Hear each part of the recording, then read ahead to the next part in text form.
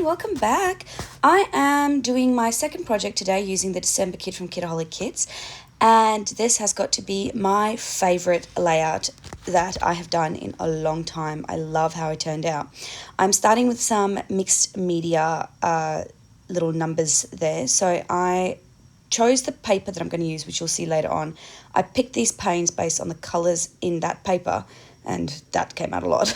And I am spelling out the title, My Big Girl, so I'm just using that acrylic paint to create like a textured, messy, painty look in all of these beautiful chipboard alphas from Heidi Swap. And you can see I'm really adding paint strokes. I don't want it to be all one colour. I want to see the variation of the colour, and it does actually look really good in the end. So I'm starting with this because it's going to take some time to dry, and then I'm going to move on to the rest of the layout.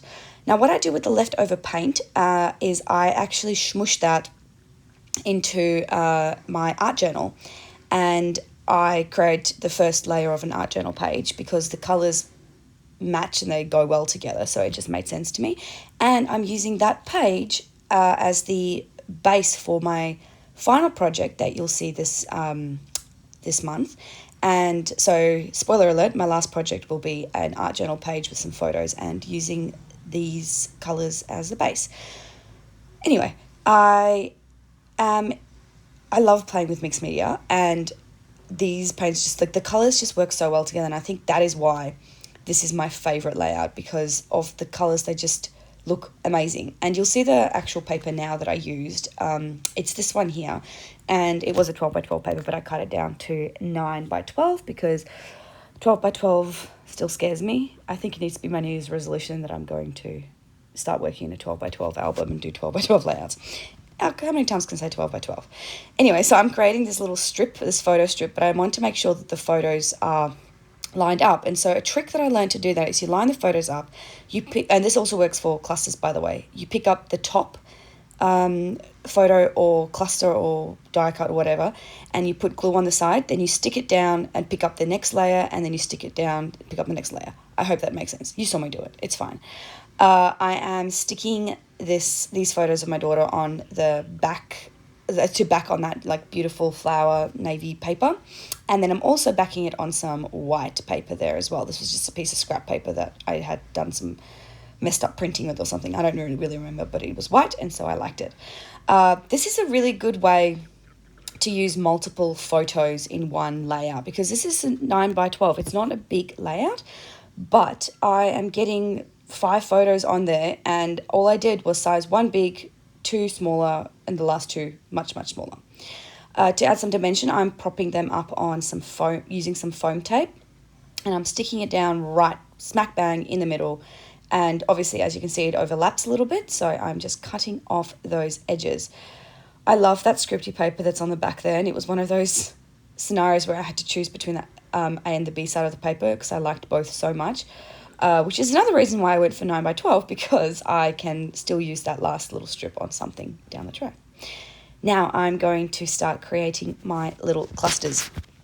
I wanted to use that camera, although I don't think in the end that I do. And one thing I found about these floral ephemera die cuts packs, whatever you call them, they are huge, and there's not many repeated flowers. And so whatever layout you create with them gives a bit of an eclectic vibe, because it's all the same illustration style, but the actual type of flowers are not repeated.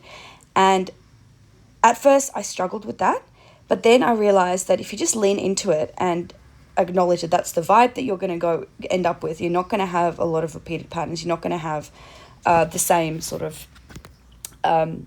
embellishments at the top and the bottom. Then once I accepted that, I actually just felt quite free doing the rest of this layout.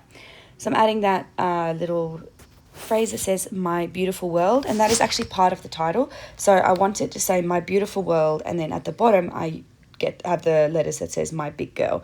But I am propping that up so it doesn't flatten over time, because obviously the photos are propped up, but the little cluster on the bottom isn't. And I'm going to make 2 clusters here. The one is the one up there that I have just done, and then the other one is going down the bottom at a diagonal. I didn't feel like I needed too many clusters. Usually I follow the rule of third, but in this particular instance, because the background is quite busy and these 2 clusters are quite large, I decided to just stick with the 2 of them. So what I do, and I've done that in a few layouts recently, is where I stick down the base of the piece of, well, in this particular instance, that leaf die cut, and I stick that directly to the page, but then as it comes out of from underneath the photo cluster, I prop it up using foam tape, and that gives dimension, and to me it really looks as though, I mean, I don't know if you can see it really on the video, but to me that really looks as though the leaves are growing out, or the flowers are growing out from under the layout. So I've recently started to do that, and I really like it. Now I'm doing my title, and as soon as I did it, I realized that I picked my colors too well. And essentially I felt that the title blended in with the background too much.